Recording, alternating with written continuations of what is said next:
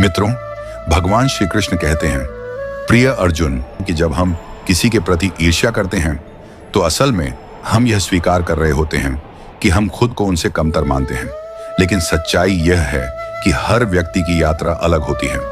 किसी की सफलता हमें यह नहीं दिखाती कि हम असफल हैं, बल्कि यह हमें प्रेरित कर सकती है कि यदि हम भी निरंतर प्रयास करें तो हम भी अपने लक्ष्य को प्राप्त कर सकते हैं।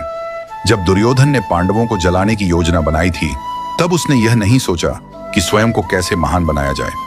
यही ईर्ष्या की विडंबना है। यह व्यक्ति को दूसरों को गिराने में तो व्यस्त कर देती है, लेकिन खुद को उठाने की प्रेरणा नहीं देती। महाभारत में कर्ण का जीवन भी एक उदाहरण है।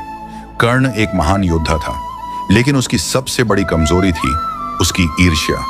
वह हमेशा अर्जुन से जलता था और यही जलन उसे अधर्म का साथ देने के लिए मजबूर करती थी।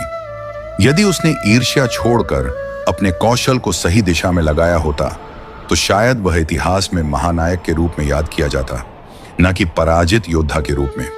इससे हमें यह समझ में आता है कि जब हम दूसरों की तुलना में अपना आत्मविश्वास खो देते हैं और ईर्ष्या को अपने ऊपर हावी कर लेते हैं तो हम अपनी पूरी क्षमता का उपयोग नहीं कर पाते।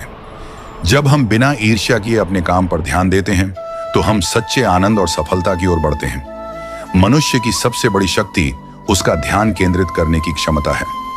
जब यह ध्यान दूसरों की उपलब्धियों की ओर जाता है तो यह ईर्ष्या में बदल जाता है, और जब यह अपने लक्ष्य की ओर जाता है तो यह समर्पण बन जाता है। जो लोग अपने जीवन में सफल होते हैं वे कभी भी दूसरों से ईर्ष्या नहीं करते, बल्कि वे सीखते हैं, खुद को बेहतर बनाने पर काम करते हैं और अपने कर्म को ही पूजा मानते हैं। जिस प्रकार एक मजबूत चट्टान हवा से प्रभावित नहीं होता, उसी प्रकार एक बुद्धिमान व्यक्ति अपनी प्रशंसा या आरोपों से विचलित नहीं होता है। यदि परिस्थितियों पर आपकी मजबूत पकड़ है तो जहर उगलने वाला भी आपका कुछ नहीं बिगाड़ सकता। मित्रों, कमेंट में जरूर बताइए कि आपको आज का यह दिव्य प्रसंग कैसा लगा।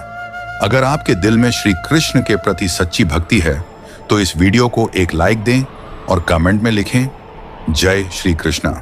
और हाँ, पूरी कथा जरूर देखें, लिंक डिस्क्रिप्शन में है।